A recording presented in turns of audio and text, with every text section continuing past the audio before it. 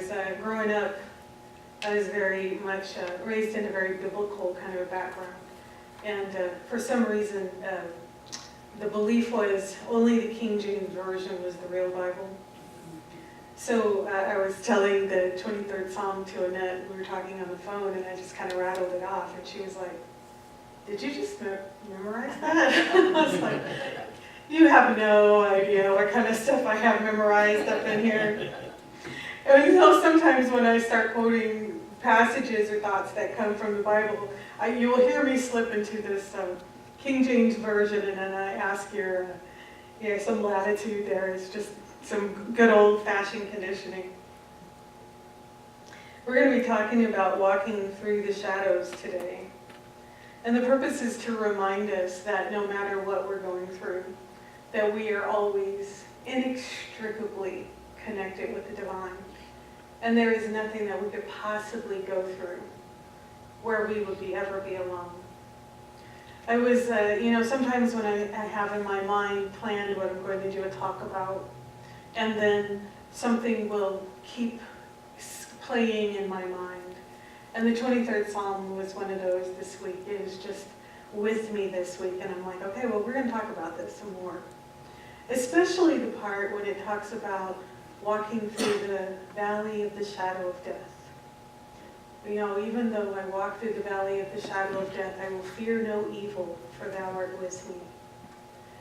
And I think about that, and I start thinking about, okay, so to start this conversation, I always want to go starting with this conversation about who or what I think God is.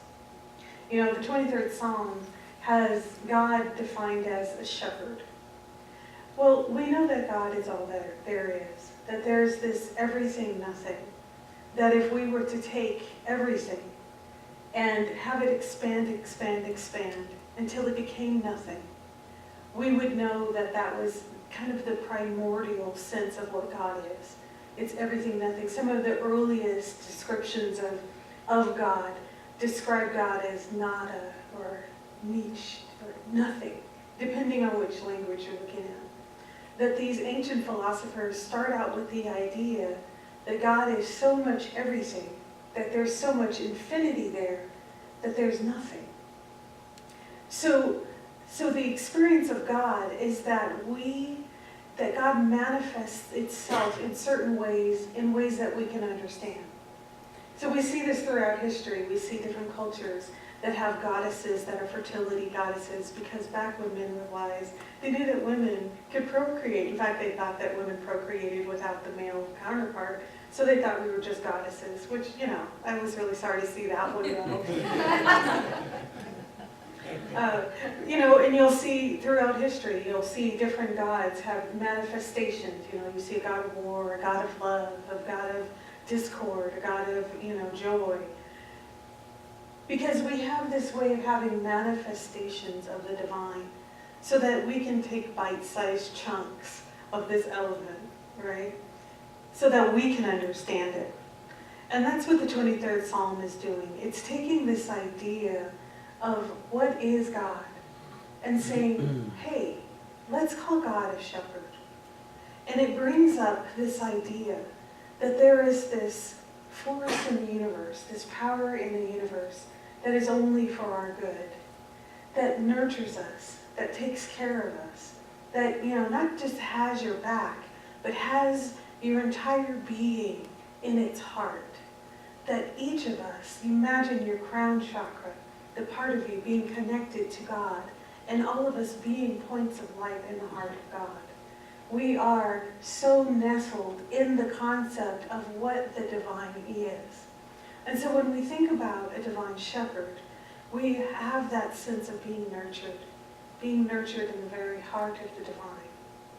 And when we know that there is no such thing as good and evil, when we give up the idea that there's an evil force in the world, that there is only this divine source, we start looking at this idea of a shepherd in a way that has us be completely safe.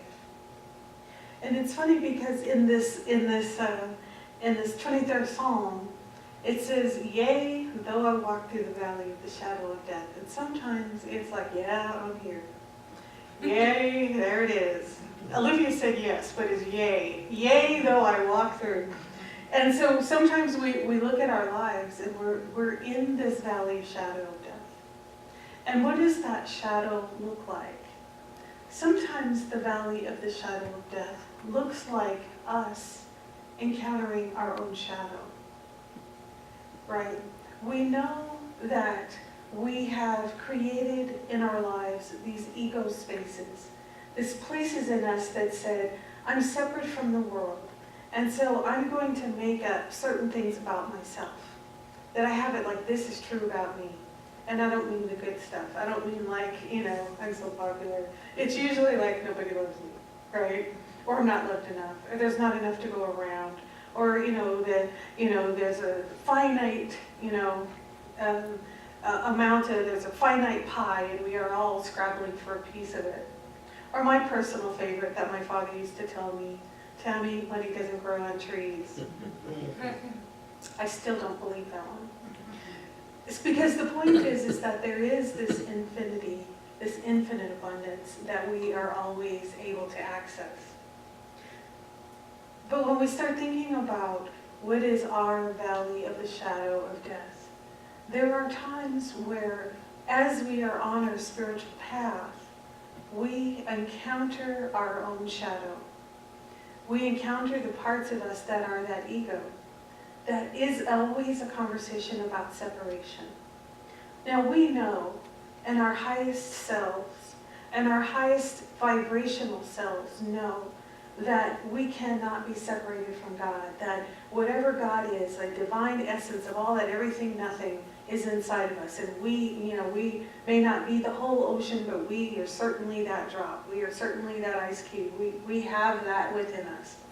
We know this. But yet we still have to deal with the realities of our lives.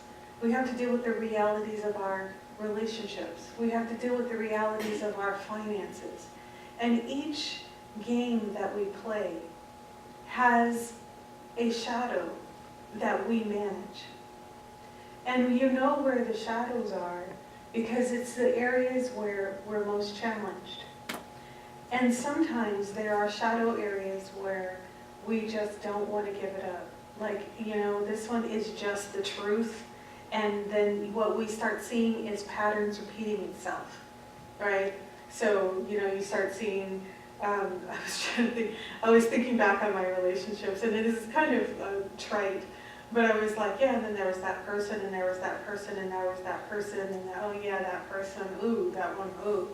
And then, of course, the question is what was the common denominator in all of those, weird relationships? Right? That would be me, right? So we start seeing the things that when we are dealing with our shadow, we start to see patterns playing over and over and over. Until the lesson is, they say, until you learn the lesson. Well, that's one way that we walk through the valley of the shadow of death. The thing that's interesting about walking through that valley is that it says that divine is always with us. So even though we know that we are dealing with our own shadow side, we're dealing with the negativity that we told ourselves about ourselves. We're dealing with the negativity that we have it as just the truth about the world. Or just the truth about those people. When we are dealing with that, we have to realize that the truth is still always in us. That we are walking side by side in our own light. That even though we're looking at our shadow, the truth about us is that we cannot be separated from that God part of us. And so even though we could be in the darkest shadow, even though we could be in the throes and it seems like that thing has us by the neck, we know and we are reminded that we're never alone. And I don't necessarily just mean the shadow is all the parts of God that are outside of us and the parts that are in. I mean, inside of us, we have that God space, that God shepherd. And we are our own shepherd. And so we know inside of ourselves that when we're dealing with the shadow, that we know how to nurture ourselves. And that we know that we just have to be relaxed into opening that space for that. Sometimes the shadow looks like something from the outside, like a health issue, or whether somebody's going to hire you for a job, or sometimes it looks like the state of the world, what's going on, and we may have this conversation about we're powerless. But the reality is that, like we've been saying, these things are mere games. They are games, they are an education, they are a lesson. And the whole point of that entire scenario is for us to learn, to make that soul growth, to make that soul development, to develop our spirit, to be able to recognize that although these things look real, although they feel real, they may even feel insurmountable. It may be that no one has ever won that particular battle before. These things are illusions, because the entire point is for us to manifest this infinite power of the divine through us, and for us to get to the point to where we understand that these circumstances are mere circumstances, that it's just the setting, and it isn't the truth. Because there is one truth, and that is God. And there is one truth, and that is that God lives in us. And that one truth is for sure the fount of all that is created. And when we understand the depth of the power that lives in us as God, all the things that look real, we will realize that they are illusions. Do you remember the Matrix, the little boy? The thing you'll realize is that there is no spoon, right? We start to realize that the things that we think are the truth are just an exercise. So we stop believing them. That's why when we've been going through some of our talks, we've been saying, seek ye first the kingdom of heaven and its righteousness, and all these things will be added unto you. Why do we seek the kingdom first? If spirit has no other wish for me than to prosper and be in good health, then why am I going to not go look for the health and look for the things first, and then do spirit? Or do them like equally? Like, why would we do that first? That is because when we know that inside of us, there is that everything nothing, that we have it already. It isn't something we have to grow. It isn't something that we have to manifest. It isn't something that we have to create. It isn't a matter of our will. Like if I just mind over matter, when people say mind over matter, I just think hard enough that, it'll happen, right? Hasn't happened yet, right? That's not what this is. This is the place where we go inside of ourselves and know with a surety that this has already occurred. And we experience the manifestation as a byproduct of what truth already lives in us. The truth is here. The abundance is here. The perfect health is here. The perfect relationship is here. And when I live into that space, knowing that that is, it is, then I can sit back with perfect peace and watch it happen. Easy peasy. And it stops being about my will, and it starts being about flow. But so often, we look at things that feel so tangible. When the body hurts, it feels like that's the truth. When you get the negative medical report, it feels like those are the facts. It's so easy to believe what circumstances tell you. And I'm not saying to ignore the what's so right now. I'm not saying ignoring. I'm saying don't buy into it. Because there's another truth. And what is that truth? That even though we may have bad news at times, it's just an exercise. Because we're walking through the valley of the shadow of death, but what is always there? I will fear no evil, for thou art with me. Now, we don't believe in duality. We fear no evil. So what is evil? The evil is when we believe in the power of something other than God. It's the fear itself. I will fear no evil. We cannot fear. We cannot believe in evil when we understand that God is everything, nothing in us. God is in us in infinity. God is in us in totality. God is in us as these things. So how can we fear? What makes us fear? Well, we have these egos, right? These beliefs that we made, this idea of separation, this idea that someone's separate from us, this idea that I'm somehow can be separated from God. But it can never be true. But sometimes when we're walking through that valley of the shadow of death, sometimes it's an opportunity to drill deep. Sometimes, we have to take on the hard lessons.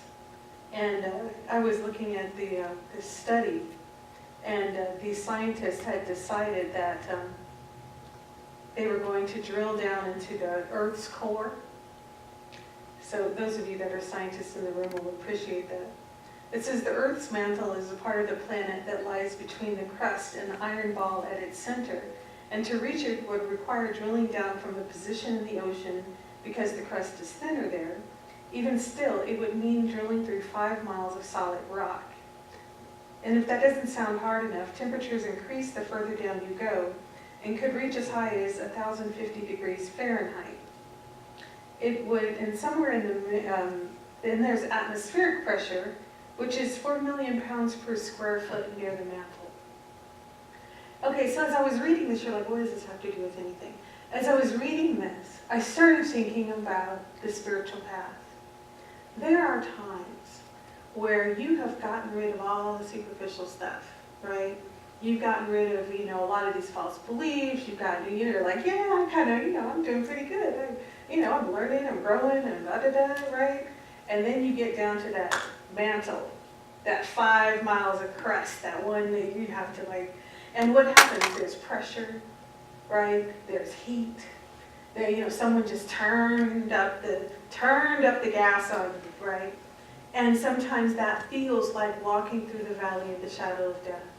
But the reality is that when those times are getting tough like that, you know that you are getting deeper and deeper and deeper into your own realization of spirit. And so sometimes, for those of us who are kind of at the spiritual university as opposed to potty training level, when it gets hard and it feels like the valley of the shadow of death, it's important to remember, just keep stepping, just keep walking. And, someone told me recently, it said walk through the valley of shadow of death, don't pitch a tent there. Or, build a condo and, sit there and wallow in misery. It's to move through. And as we move through, and one of the other things is that we start looking at valley of shadow of death. What is death? We know that our spirits are eternal. So our bodies may come and go. Our bodies will be born and die. But what is actually that death? Well, the death is the ego, the part of us that wants to hang on to the tangibility in this life. That, it's not a bad thing. The ego's not the new devil. It's just the thing that we use to kind of get through the world. It's the thing that has us fear death. And so one of the things that we have to realize is that when we think we're going through these hard times, or when we think something is going on, we just have to remember that there is nothing that can harm you, that your spirit is infinite, that even when we start getting into things that confront us, it's always a lesson. Someone's confronting me and I say, oh, they're talking about my money now, that's just too much. No, they're talking about my income. Oh, no, they didn't, right? And then I just get all into protecting and defending and all of that. But when we know that no matter what happens, we are in this infinite space of the divine, we can actually be in perfect peace. And that's why the 23rd Psalm says, He leadeth me beside the still waters, restores my soul. He leadeth me in the path of righteousness for His name's sake. We can be in this cool space of peace because we know that this energy, this divine source, is our shepherd, is our protector, is nurturing. And then what happens when you come out of the valley of the shadow of death?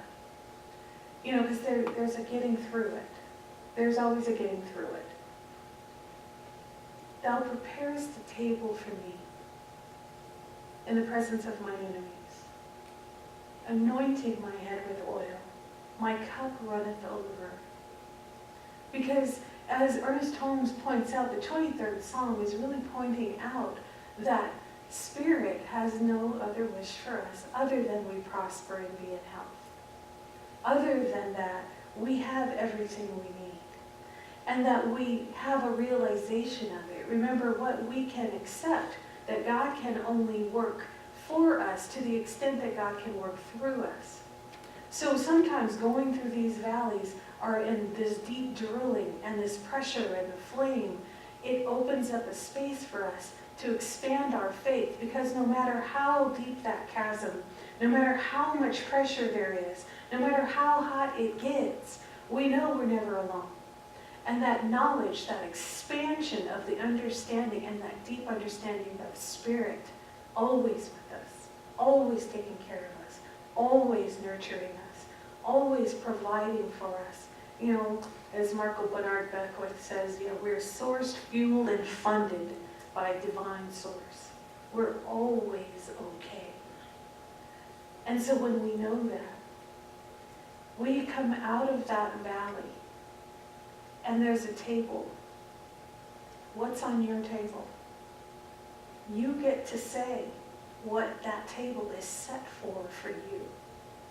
You name it. You imagine, you go to the genie and the genie says, you name it, what's on the table? And you get to say. And with this deep knowledge, this depth of understanding of that there is infinite source, you can set the table with anything. With that depth of understanding, you get to the keys to the kingdom. So then the question is, what do you really want? What do you desire? And if there's a part of you that says, oh, well, I want that, but I can't have it, that will be called a shadow.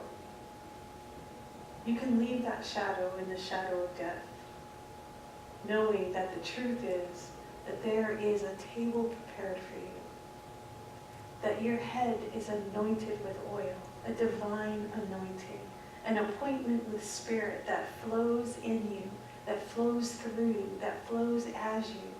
And it is a sweet anointing that is uniquely yours.